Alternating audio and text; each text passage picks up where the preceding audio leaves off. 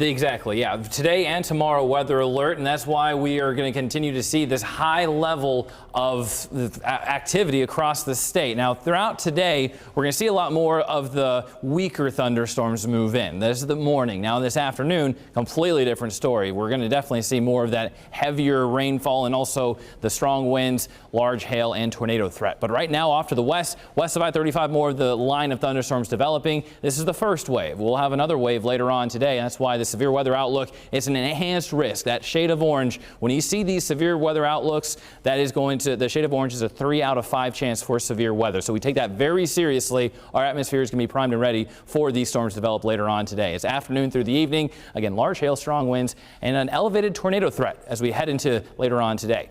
As far as hour by hour, let's talk about this. Showers and thunderstorms move through. Not going to be a great chance for severe weather, even as we get to the later morning, even early afternoon. This is 1 o'clock. There's going to be a possibility, but still on the lower end. We're keeping our eyes to the southwest for that activity. So this band of showers and storms will be pushing further north. As that exits, more of those heavier, the stronger storms will develop and move in. This is around 3 to 4 o'clock, especially with this clearing that we're expecting, where you see the clouds really pushed out. The sun can really warm this up, and that adds to the energy for these storms. So it's the perfect setup for severe weather later on today. And now they're going to start the southwestern portion of the state and then blossom out into the northern and eastern portion of the state. 7 to 8 o'clock moves into the metro. That's going to be the best chance for the severe thunderstorms to move into Des Moines, even along I-35, moving up to the northwest as well over Fort Dodge, Webster County and surrounding areas around 6 to 7 o'clock, going to 8 o'clock, and then continue to push to the north and east after that. And so into Ames, close around 8 to 9 o'clock time frame.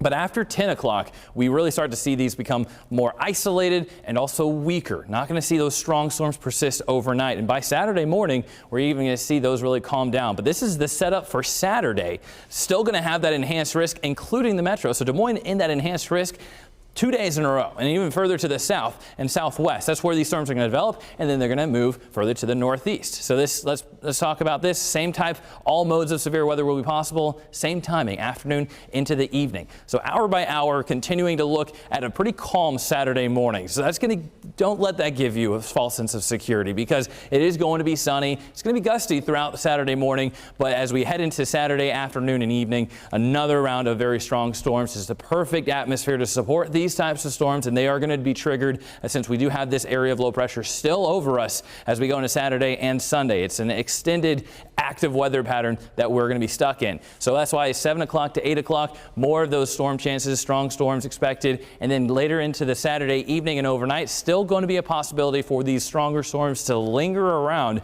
So it's a different setup. Typically overnight hours, we don't see those strong storms sticking around. The Saturday night into Sunday and going throughout Sunday, that severe weather threat is still going to be over our state. As far as the rainfall, this is going today, tomorrow, and through Sunday. Now this is by Monday. This is what we're expecting as far as accumulations. A lot of rainfall in not a lot of time. So it's 1 to 2 inches further to the north, further to the south, 2 to 3 inches. And some spots where those thunderstorms track over and over again, you're going to be looking at more of those totals. So could be looking at some flooding issues later in the weekend.